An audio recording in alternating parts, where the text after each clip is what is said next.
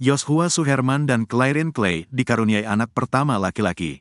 Pasangan artis Joshua Suherman dan Clarin Clay tengah diselimuti kebahagiaan dikaruniai anak pertama.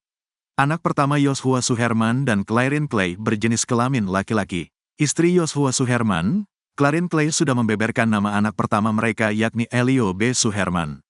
Kabar kelahiran anak Joshua Suherman dan sang istri, Clarin Clay langsung mendapat respons dari rekan-rekannya termasuk teman artis. Tak sedikit yang mengucapkan selamat atas kelahiran anak Joshua Suherman dan Clarin Clay.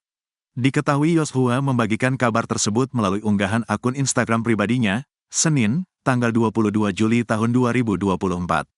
Dalam caption unggahannya, Joshua menyebut hari kelahiran anaknya menjadi hari yang paling membahagiakan.